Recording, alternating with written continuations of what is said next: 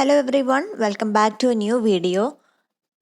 Today we'll be continuing with the topic Problems in Teaching English, which comes as a part of MAS4 ELT.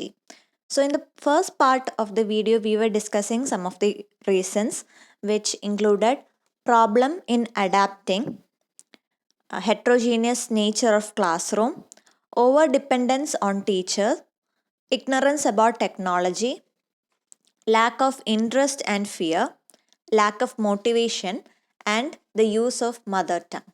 So these were some of the reasons or problems in teaching English that we were discussing in the first part of the video. I will tag the link in the comment section. You can refer to that. So in the second part of the video, we'll be continuing with several other reasons that pose as an obstacle to the teaching of English language, especially to non-native speakers.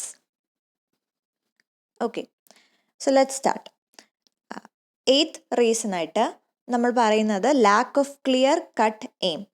അതായത് നമ്മളൊരു ഏതൊരു subject പഠിപ്പിക്കുകയാണെങ്കിലും അതിൻ്റെ എയിമും ഒബ്ജക്റ്റും ആദ്യം തന്നെ specify ചെയ്ത് മനസ്സിലാക്കി കൊടുക്കണം ഒരു സ്റ്റുഡൻറ്റിന്. പ്രത്യേകിച്ച് ഇംഗ്ലീഷ് ടീച്ചിങ് വരുമ്പോൾ ഇംഗ്ലീഷ് എന്തുകൊണ്ട് പഠിക്കുന്നു, ഇതിൻ്റെ ബെനിഫിറ്റ് എന്താണ്, എങ്ങനെയാണ് അത് പ്രോപ്പറായിട്ട് ഹാൻഡിൽ ചെയ്യേണ്ടത് എന്നുള്ള കുറച്ച് എയിംസും ഒബ്ജക്റ്റീവ്സും കാണും.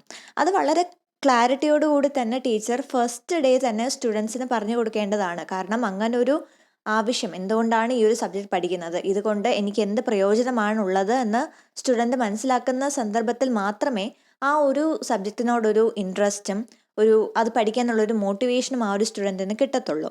പക്ഷെ പലപ്പോഴും നമ്മൾ കണ്ടുവരുന്നത് സ്ട്രെയിറ്റ് ആൽഫബറ്റ്സ് പഠിപ്പിക്കുന്നു, അതുപോലെ അങ്ങനത്തെ ആ ഒരു ഇംഗ്ലീഷ് ലാംഗ്വേജിലേക്ക് സ്ട്രെയിറ്റ് അങ്ങ് പോവുകയാണ്.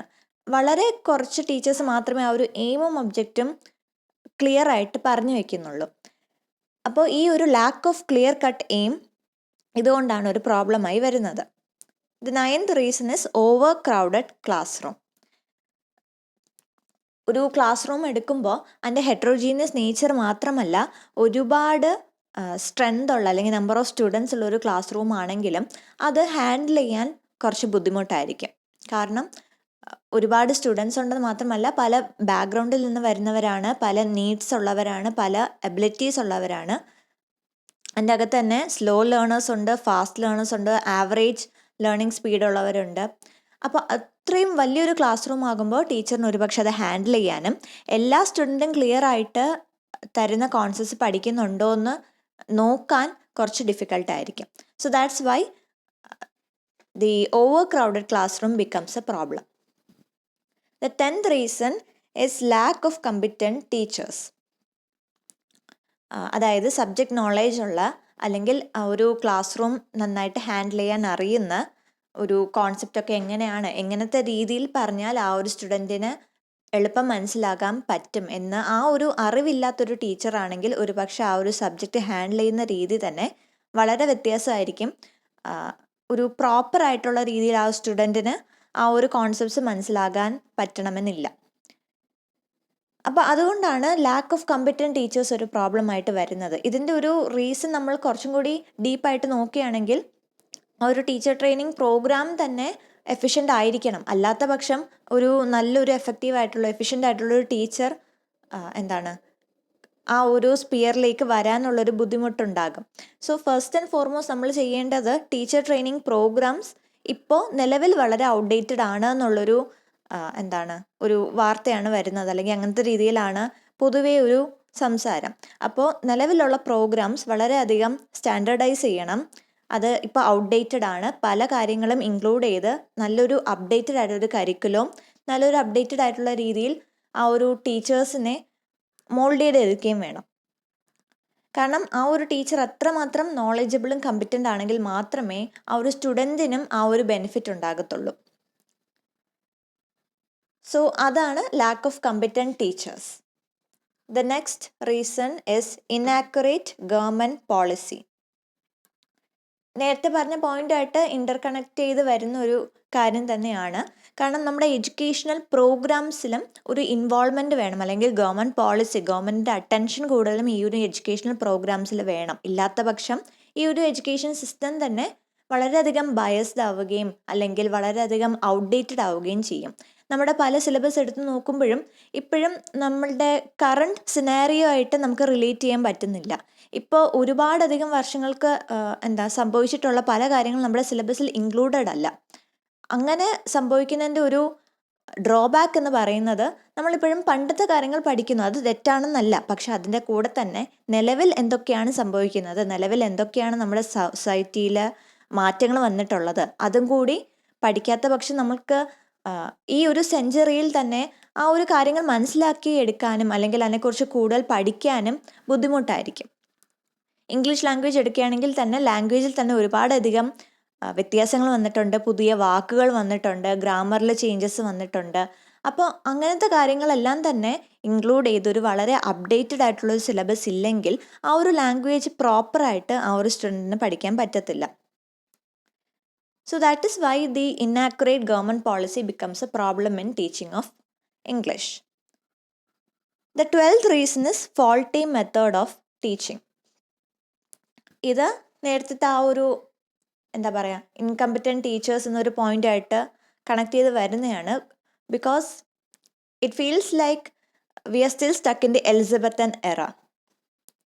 ആ ഒരു ഒരു റോട്ട് ലേണിംഗ്, അതുപോലെ തന്നെ സ്പൂൺ ഫീഡിങ് മെത്തേഡ്, അങ്ങനത്തെ രീതിയിലാണ് ഇപ്പോഴും ക്ലാസ്സസ് നടന്നു പോകുന്നത്. അപ്പോൾ അതിൻ്റെ ഒരു ഡ്രോബാക്ക് ഞാൻ പറഞ്ഞ പോലെ തന്നെ വേണ്ട വിധത്തിൽ ഇപ്പോഴത്തെ നിലവിലെ ടെക്നോളജി യൂസ് ചെയ്യുന്നില്ല, ലാംഗ്വേജ് ലാബ് യൂസ് ചെയ്യുന്നില്ല, അപ്ഡേറ്റഡ് ആയിട്ടൊരു കരിക്കുലം ഇല്ല. ഇപ്പോഴും നമ്മൾ ആ ഒരു എലിസബത്തൻ എറയിൽ ഒരു ടീച്ചിങ്ങിൽ കണ്ടിന്യൂ ചെയ്യുമ്പോൾ അല്ലെങ്കിൽ എലിസബത്തൻ എറയിൽ ആ ഒരു കോൺസെപ്റ്റ്സ് മാത്രം ഫോക്കസ് ചെയ്യുമ്പോൾ നഷ്ടപ്പെട്ടു പോകുന്നത് മോഡേണൈസ് ആയിട്ടുള്ള ടെക്നോളജിയുടെ യൂസും അതുപോലെ തന്നെ ലാംഗ്വേജ് ലാബ് പോലത്തുള്ള ടെക്നിക്സിൻ്റെ യൂസും അതുപോലെ തന്നെ നമ്മുടെ ഇപ്പോഴത്തെ സൊസൈറ്റിയിൽ നിലവിൽ നടക്കുന്ന മാറ്റങ്ങളെക്കുറിച്ചും നമ്മൾ അറിയാതെ പോകുന്നു, നമ്മൾ പഠിക്കാതെ പോകുന്നു. അത് നഷ്ടപ്പെട്ട ഓപ്പർച്യൂണിറ്റിയാണ്. ഭാവിയിലെ ജോലിയിലേക്ക്, ഒരു ജോബ് റിക്വയർമെൻറ്റിലേക്ക് നമ്മൾ എത്തുന്നില്ല. അതുകൊണ്ടാണ് ടീച്ചിങ്ങിൽ തന്നെ ഒരു മാറ്റം വേണമെന്നും കുറച്ചും കൂടി അപ്ഡേറ്റഡ് ആകണമെന്നും ഒരു സൊല്യൂഷനായിട്ടും പറഞ്ഞു വെക്കുന്നത്. And the next reason is inadequate provision of teaching aid. Teaching aid എന്ന് പറയുന്നത് വെറും ബ്ലാക്ക് ബോർഡും അങ്ങനത്തെ ഒരു കാര്യം മാത്രമല്ല. ഞാൻ പറഞ്ഞു ടെക്നോളജി ഒരുപാടധികം അപ്ഡേറ്റഡ് ആയി. അതുകൊണ്ട് തന്നെ സ്മാർട്ട് ക്ലാസ്സസ്, അതുപോലെ തന്നെ എ ഐ നമുക്ക് ഉപയോഗിക്കാം. മിസ്യൂസ് ചെയ്യാത്ത രീതിയിൽ നമുക്ക് വളരെ എഫിഷ്യൻ്റ് ആയിട്ട് നമുക്ക് എ യൂസ് ചെയ്ത് ടീച്ചിങ് നടത്താൻ പറ്റും. സ്മാർട്ട് ക്ലാസ്സസ് പോലത്തുള്ള ടെക്നിക്കൽ ഇന്നോവേഷൻസ് എല്ലാം തന്നെ നമുക്ക് യൂസ് ചെയ്യാൻ പറ്റും. പക്ഷേ ഇതൊക്കെ ടീച്ചിങ് എയ്ഡിൻ്റെ തന്നെ കൂടെ വരുന്നതാണ്. ഇത് ഉപയോഗിക്കാത്ത പക്ഷം നമുക്ക് ആ ഒരു പ്രോപ്പർ ലേണിംഗ് അവിടെ നടക്കത്തില്ല. അതുകൊണ്ടാണ് ഇതൊരു പ്രോബ്ലമായി വരുന്നത്. And the next reason is shortage of time. ഇതിൽ വരുന്നൊരു റീസൺ, ടീച്ചേഴ്സിന് കൂടുതലും ഒരു കോൺസെപ്റ്റ് പഠിപ്പിക്കാൻ 1 മണിക്കൂറായിരിക്കും കൊടുക്കുന്നത്. അപ്പം ആ ഒരു ഒരു വീക്ക് എടുക്കുമ്പോൾ ഒരു 6-7 ക്ലാസ് അവേഴ്സും കാണും. അപ്പോൾ അവർക്ക് ശരിക്കും വളരെ കുറച്ച് സമയമാണ് കൊടുക്കുന്നത്. കൊടുക്കുന്ന സിലബസ് പക്ഷേ അതിനെക്കാട്ടിലും വലുതായിരിക്കും. അപ്പോൾ പെട്ടെന്ന് യൂണിവേഴ്സിറ്റി എക്സാം ഡിക്ലെയർ ചെയ്യുന്ന ഒരു സന്ദർഭത്തിൽ ടീച്ചേഴ്സിന് പലപ്പോഴും പോർഷൻസ് കംപ്ലീറ്റ് ചെയ്യാൻ പറ്റിയെന്ന് വരില്ല. സ്റ്റുഡൻസിന് ആ ഒരു അവരുടെ പേസിൽ, ലേണിംഗ് സ്പീഡിൽ വെച്ച് പോർഷൻസ് മനസ്സിലാക്കി എടുക്കാൻ പറ്റിയെന്ന് വരില്ല. അതൊരു പ്രോബ്ലമാണ്. കാരണം യൂണിവേഴ്സിറ്റി അവരുടെ ഒരു ടൈം ടേബിളിൽ ഒരു എക്സാം ഡിക്ലെയർ ചെയ്യുന്ന സമയത്ത് ഒരു പക്ഷെ വളരെ അബ്രപ്റ്റ് ആയിരിക്കും, നമ്മൾ പ്രതീക്ഷിക്കാത്ത സമയത്തായിരിക്കും അത് വരുന്നത്. അപ്പോൾ ആ ഒരു ഗ്യാപ്പിൻ്റെ ഇടയിൽ മാക്സിമം കോൺസെപ്റ്റ്സ് പഠിപ്പിച്ച് തീർക്കണം. അത് ടീച്ചറിൻ്റെ ഒരു ഗോളാണ്. അതുപോലെ തന്നെ സ്റ്റുഡൻസിന് മാക്സിമം കോൺസെപ്റ്റ് പഠിച്ചെടുക്കണം, അത് അവരുടെ ഗോളാണ്. പക്ഷെ ഇതിൻ്റെ ഇടയിൽ നഷ്ടപ്പെട്ടു പോകുന്നത്, ആ ഒരു ഷോർട്ടേജ് ഓഫ് ടൈം കാരണം നഷ്ടപ്പെട്ടു പോകുന്നത് പ്രോപ്പറായിട്ടൊരു ലേണിംഗ് തന്നെയാണ്. നമ്മുടെ സമയത്തോടെയും സമാധാനത്തോടെയും നമുക്ക് കോൺസെപ്റ്റ്സ് പഠിക്കാൻ പറ്റുന്നില്ല. ഒരു രീതിയിൽ നമ്മൾ ക്രാം ചെയ്താണ് പഠിക്കുന്നത്. അതുകൊണ്ടാണ് മിക്ക സ്റ്റുഡൻസും ബൈ ഹാർട്ട് ചെയ്ത് കൊണ്ട് പോകുന്നത്. അധികം സമയമില്ലാത്തത് കൊണ്ട് തന്നെ പല കാര്യങ്ങളും തിയറീസും എല്ലാം തന്നെ കാണാതെ പഠിച്ചു കൊണ്ട് പോകുന്നു. പരീക്ഷ എഴുതുന്നു, പിറ്റേ ദിവസം അതെല്ലാം മറന്നു പോകുന്നു. അതൊരു ടിപ്പിക്കൽ സ്റ്റുഡൻറ്റ് ബിഹേവിയർ ആണ്. അതൊട്ടും കുറ്റം പറയാൻ പറ്റത്തില്ല. കാരണം എൻ്റെ ബേസിക് റീസൺ ഇത് തന്നെയാണ്, shortage of time and the pressure that comes along with it. So that is why it poses as one of the major factor or obstacle in teaching of any language, especially teaching of English. And the next reason is faulty examination system. Syllabus updated അല്ല എന്ന് പറഞ്ഞു, അതുപോലെ തന്നെ examination സിസ്റ്റവും updated ആകേണ്ട സമയം കടന്നു പോയി എന്ന് തന്നെ പറയാൻ പറ്റും. കാരണം ഇപ്പോഴും നമ്മൾ ആ ഒരു റിട്ടൺ എക്സാം നടത്തുന്നുണ്ടെങ്കിലും അതിൽ കൂടുതലും എന്താ പറയുക, പ്രീവിയസ് ഇയർ ക്വസ്റ്റ്യൻസ് തന്നെയാണ്. അതുകൊണ്ട് തന്നെ സ്റ്റുഡൻസിന് കൂടുതലും അവർ ബൈ ഹാർട്ട് ചെയ്തുകൊണ്ടാണ് പോകുന്നത്. ഒരു ഐഡിയ കാണും ഏത് ഒരു പോർഷനിൽ നിന്ന് എത്ര മാർക്കിനുള്ള ക്വസ്റ്റ്യൻ ചോദിക്കാൻ സാധ്യതയുണ്ട് എന്നുള്ള രീതിയിൽ മനസ്സിലാക്കി കൊണ്ടുപോകുന്നു. അത് നല്ലൊരു രീതി തന്നെയാണ്. പക്ഷേ അവർ പഠിക്കുന്ന ആൻസർ അവർ പലപ്പോഴും ബൈ ഹാർട്ട് ചെയ്താണ് പോകുന്നത്. വളരെ കുറച്ച് പേര് മാത്രമേ ഉള്ളൂ കോൺസെപ്റ്റ്സ് മനസ്സിലാക്കി കൊണ്ടുപോകുന്നത്. അതിൻ്റെ ഒരു പ്രശ്നം എന്ന് പറയുന്നത് നമ്മൾ മനസ്സിലാക്കി പഠിച്ചാൽ നമുക്കത് എപ്പോൾ വേണമെങ്കിലും റീകളക്ട് ചെയ്യാൻ പറ്റും. പക്ഷേ ബൈ ഹാർട്ട് ചെയ്ത് കൊണ്ടുപോവുകയാണെങ്കിൽ പരീക്ഷ എഴുതി കഴിയുന്ന ആ ഒരു മൂമെൻറ്റിൽ, അടുത്ത മൂമെൻറ്റിൽ നമ്മൾ അതെല്ലാം മറന്നു പോകും. അപ്പോൾ എക്സാമിനേഷൻ സിസ്റ്റം ഇതിൻ്റെ ഒരു റോൾ പ്ലേ ചെയ്യുന്നുണ്ട്.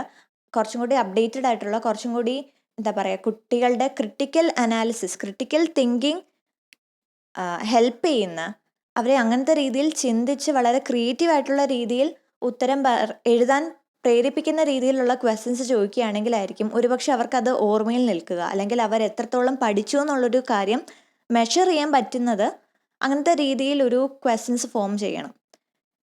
പക്ഷെ പലപ്പോഴും നമ്മൾ കാണുന്നത് പ്രീവിയസ് ഇയർ ക്വസ്റ്റ്യൻസ് ആണ് കൂടുതലും കണ്ടുവരുന്നത്. മാത്രമല്ല അത് ബൈ ഹാർട്ട് ചെയ്തുകൊണ്ട് പോകുന്ന ഏതൊരു കുട്ടിക്കും എളുപ്പം എഴുതാൻ പറ്റുന്നതാണ്. അതിൻ്റെ ഒരു പ്രോബ്ലം ഇത് മാത്രമേ ഉള്ളൂ, ഒരു എന്താ പറയുക, പെട്ടെന്ന് മറന്നു പോകുന്നു എന്ന് മാത്രമല്ല അങ്ങനത്തെ രീതിയിൽ നമുക്ക് അവിടെ നല്ലൊരു എഫക്റ്റീവായിട്ടുള്ള ലേണിംഗ് നടന്നു എന്ന് പറയാൻ പറ്റത്തില്ല. So examination system should be changed because in the present scenario it creates or it converts students into robots who just crams information into their head and forget it the next minute. And the next reason is lack of proper pronunciation. ഇംഗ്ലീഷിനെ സംബന്ധിച്ചിടത്തോളം നമ്മുടെ foreign language ആണ്, നമ്മുടെ native tongue അല്ല. അതുകൊണ്ട് തന്നെ നമുക്ക് അതിലെ വാക്കുകളും ഗ്രാമറും എല്ലാം തന്നെ നമ്മൾ എക്സ്പേർട്സ് ആണെങ്കിൽ പോലും പ്രൊനൗൺസിയേഷൻ്റെ കാര്യം വരുമ്പോൾ നമ്മൾ പലപ്പോഴും നമുക്ക് ഏറ്റവും കൂടുതൽ തെറ്റ് വരുന്നത് പ്രൊനൗൺസിയേഷൻ്റെ ഭാഗത്താണ്. കാരണം ഒരിക്കലും നമുക്ക് നേറ്റീവ് ആ ഒരു സ്പീക്കറിനെ പോലെ സംസാരിക്കാൻ പറ്റിയെന്ന് വരത്തില്ല. നമുക്കൊരു നേറ്റീവ് ലൈക്ക് ഒരു എന്താ പറയുക, നേറ്റീവ് ലൈക്ക് ഒരു ഇംപ്രഷൻ ഉണ്ടാക്കിയെടുക്കാൻ പറ്റും. അപ്പോൾ പ്രോപ്പർ പ്രൊനൗൺസിയേഷൻ പഠിപ്പിക്കുക എന്നുള്ളത് ഒരു ടീച്ചറിൻ്റെ ഒരു ഗോളാണ്. അപ്പോൾ അത് കറക്റ്റായിട്ട് അവിടെ കിട്ടാത്തിടത്തോളം കാലം നമുക്ക് ഒരു നേറ്റീവ് അല്ലെങ്കിൽ ഒരു മദർ ടങ് ഇംഗ്ലീഷ് സ്പീക്ക് ചെയ്യുന്ന ഇംഗ്ലീഷ് സ്പീക്കിംഗ് പേഴ്സണെ പോലെ ആകാൻ സാധിക്കത്തില്ല. We can be somewhat like the, ഒരു ഇമിറ്റേഷൻ പോലെ നമുക്ക് പറ്റും. പക്ഷെ പലപ്പോഴും ഇവിടെ പ്രൊനൗൺസിയേഷൻ്റെ കാര്യമാണ് ഏറ്റവും വലിയ ഒബ്സ്റ്റക്കിൾ വരുന്നത്. ഫോണറ്റിക്സ് എന്നൊരു ഭാഗം തന്നെ അതിനുവേണ്ടി ഡെഡിക്കേറ്റ് ചെയ്ത ഒരു ചാപ്റ്റർ തന്നെ അതുകൊണ്ടാണ്. ആ ഒരു കറക്റ്റ് സൗണ്ട് മനസ്സിലാക്കുക, അതുപോലെ തന്നെ ട്രാൻസ്ക്രൈബ് ചെയ്യാൻ പഠിക്കുക എന്നുള്ളത് ആ ഒരു പ്രത്യേക ചാപ്റ്റർ ഉണ്ടാക്കി വെച്ചിരിക്കുന്നത് തന്നെ ഈ ഒരു ഗോളിന് വേണ്ടിയാണ്. പ്രോപ്പർ പ്രൊനൗൺസിയേഷൻ നമുക്ക് ഒരു സ്റ്റുഡൻറ്റിന് കിട്ടണം എന്നുള്ളൊരു ഒബ്ജക്റ്റീവ് കൊണ്ട്. പക്ഷെ പലപ്പോഴും നമ്മൾ കാണുന്നത് നമുക്ക് ആ ഒരു പ്രൊനൗൺസിയേഷൻ പറ്റുന്നില്ല, കാരണം നമുക്കത് മദർ ടങ് അല്ല. അതുകൊണ്ട് തന്നെ നമ്മുടെ ഒരു ആക്സെൻറ്റ്, നമ്മുടെ ഒരു ഡയലക്റ്റ് അതെല്ലാം തന്നെ അതിൽ കയറി വരുന്നുണ്ട്. ഇപ്പോൾ ഇംഗ്ലീഷ് തന്നെ ഇന്ത്യൻ ഇംഗ്ലീഷ്, അതുപോലെ തന്നെ അമേരിക്കൻ ഇംഗ്ലീഷ്, ഓസ്ട്രേലിയൻ ഇംഗ്ലീഷിന് വേരിയേഷൻസ് വരെ വരാൻ കാരണം ഈ ഒരു എന്താ പറയുക ഡയലക്റ്റ് കാരണമാണ്. So we may not be able to talk like a proper British person, or a few of us will be able, only a few of us will be able to talk like a proper British person, but all of us will be able to talk like an Indian speaking English. Indian English എന്നുള്ളൊരു ആ ഒരു ബ്രാഞ്ചിൽ നമ്മൾ experts ആയിരിക്കും. British English എന്നുള്ളൊരു എക്സ്പേർട്സിൽ എത്ര പേർക്ക് സംസാരിക്കാൻ പറ്റും, അത്രയും എഫിഷ്യൻ്റായിട്ട് പ്രോപ്പറായിട്ട് സംസാരിക്കാൻ പറ്റും എന്നുള്ള കാര്യത്തിൽ ഇപ്പോഴും ഡൗട്ടാണ്. പക്ഷേ ഇന്ത്യൻ ഇംഗ്ലീഷ് നമ്മൾ മാസ്റ്റേഴ്സാണ്. And the last and final reason is tardiness. So tardiness is not only rude, it can be distracting and disruptive to other students as well. Tardiness എന്നുകൊണ്ട് ഉദ്ദേശിക്കുന്നത് എന്താ പറയുക, ക്ലാസ്സിലേക്ക് ലേറ്റായിട്ട് വരുന്നു. അതുപോലെ തന്നെ അതുകൊണ്ട് സംഭവിക്കുന്നത് ടീച്ചേഴ്സിന് ഒന്നേനെ ആ ഒരു സബ്ജക്റ്റ് റിപ്പീറ്റ് ചെയ്യേണ്ടി വരും. കാരണം അങ്ങനത്തെ തിയറീസ് ഒക്കെ ആണെങ്കിൽ തന്നെ ലേറ്റായിട്ട് വരുന്ന സ്റ്റുഡൻറ്റിന് വേണ്ടി ഒന്നും കൂടി റിപ്പീറ്റ് ചെയ്യേണ്ടി വരും. അത് ഒരു ഒബ്സ്റ്റക്കിളായിട്ട് പറയാൻ കാരണം അത് ടീച്ചിങ്ങിനെ ഡിസ്ട്രാക്റ്റ് ചെയ്യും. അത് കണ്ടിന്യൂസ് ആയിട്ട് കൊണ്ടുപോവുകയാണെങ്കിൽ തന്നെ ആ ഒരു ടീച്ചിങ് പ്രോസസ്സ് അവിടെ വളരെയധികം ഡിസ്ട്രാക്റ്റ് ആവും. കാരണം ഞാൻ പറഞ്ഞു, നമുക്ക് വളരെ കുറച്ച് ടൈം മാത്രമേ ഒരു ടീച്ചറിന് കൊടുക്കുന്നുള്ളൂ പഠിപ്പിക്കാൻ വേണ്ടി. അപ്പോൾ അവിടെ തന്നെ ഇത്രയും റെപ്പറ്റീഷൻ വരികയാണെങ്കിൽ, ഒരുപാടധികം റെപ്പറ്റീഷൻ വരികയാണെങ്കിൽ പിന്നെ ബാക്കി പഠിപ്പിക്കേണ്ട സമയം കിട്ടാതെ പോകുന്നു. പെട്ടെന്ന് തന്നെ എക്സാമിനേഷൻ വരുന്നു. സ്റ്റുഡൻസ് ടിപ്പിക്കലി അതെല്ലാം തന്നെ കാണാതെ പഠിച്ചു കൊണ്ടുപോകുന്നു. എന്താണ്, അറ്റംപ്റ്റ് ചെയ്യുന്നു, ആൻസർ ചെയ്യുന്നു, പക്ഷേ തൊട്ടടുത്ത ദിവസം ഇതേ ക്വസ്റ്റ്യൻ ചോദിച്ചാൽ ഓർമ്മ കാണത്തില്ല. അപ്പം അങ്ങനത്തെ രീതിയിൽ അവിടെ ഒരു ലേണിംഗ്, എന്താണ്, പഠിത്തം നടന്നോ എന്ന് ചോദിച്ചാൽ നടന്നു, പക്ഷെ പ്രോപ്പറായിട്ടൊരു പഠിത്തമാണോ നടന്നോ എന്ന് ചോദിച്ചാൽ ഒരിക്കലും നമുക്ക് അങ്ങനെ സംഭവിച്ചു എന്ന് പറയാൻ പറ്റത്തില്ല. So that is why tardiness becomes an obstacle in teaching English. And so we have reached the end of the video. We have discussed almost 17 reasons, 17 problems when it comes to teaching English. And I hope this video was very useful and relatable, at least some of the points like shortage of time and tardiness and everything. So you can share your opinion in the comment section, and do like the video and subscribe my channel if you haven't already. Thank you.